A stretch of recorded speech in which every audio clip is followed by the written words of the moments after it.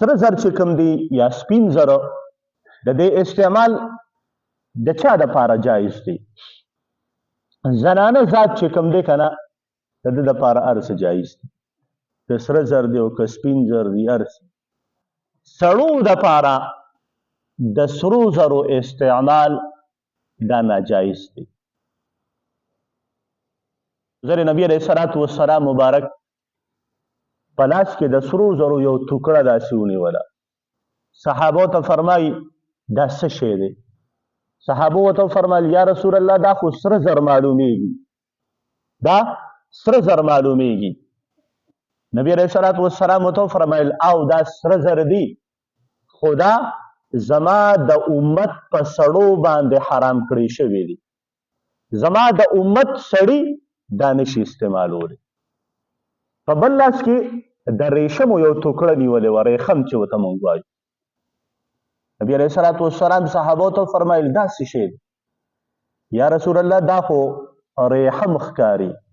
نبی علیه الصلاة والسلام ورته فرمایل او دا ریخم دی او دام زما د امت په سړو باندې حرام کړی شوي.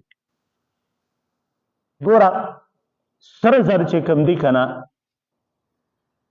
دا په سړو باندې حرام دي. په هر صورت کې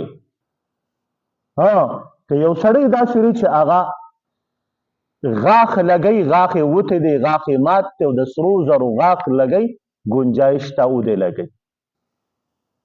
یو سړی پوزه ماته شوې ده، کټ شوې ده او د پوزې دا خول چې کوم دی دا د سرو زرو لګول غواړي نو لګولی شي. دې نه علاوه یو سړی د سرو زرو ګوتمه اچول غواړي یا لاکټ اچول غواړي یا هار اچول غواړي یا د هغې تعویض جوړ کړي او اچوي، نه دا ټول د سړي دپاره جایز نه دي، حرام دي. بلکې فقهاو د دې ماشومانو دپاره چې کوم دا نابالغه دي د دوی دپاره فقهاو دا تصریح کړې ده چې دوی تم اچول دا جایز نه دي. دا بعضې ماشومان وشي که نه بیا زمونږ پر معاشره کې وله اومه کوي، اومه موږ ورته اومه وایو، عقیقه چې ورته کوي.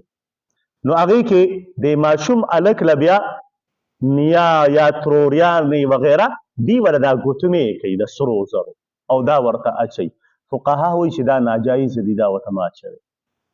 لکه ماشوم خو په څه نه پوهېږي، لیکن کم کس چې ورته اچي دا ګناهګار دی.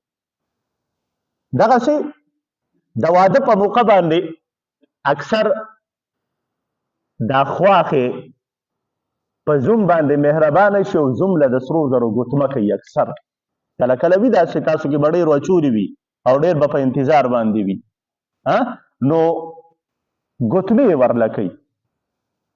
دا ګوتمه د زوم ته اچول دا ناجایز. ولې؟ د سرو زرو ده، په دې بنیاد باندې دا نه چې دا خواښې دي زوم ته ولې اچوي، هغه رشته د جدا ده. خو دا کومه ګوتمه چې د سرو زرو اچوي دا ګوتمه اچوله دا ناجایز دی او دا حرام دی. لہذا د دې څیزونو خیال ساتل چې کوم دي پکار دي. د دې په ځای ورله نغدې پیسې ورکه، که ماشوم دی هغه له پیسې ورکه یا کپړې پې ورله واخله یا که زوم له په دغه پیسو باندې څه واخله یا ورله نغدې ورکه. خو ګوتمه ورله کول یا ورله بل څیز کول د سرو زرو چې د ده د استعمال وي نه دا چې کوم دی سړو دپاره دا جایز نه دی.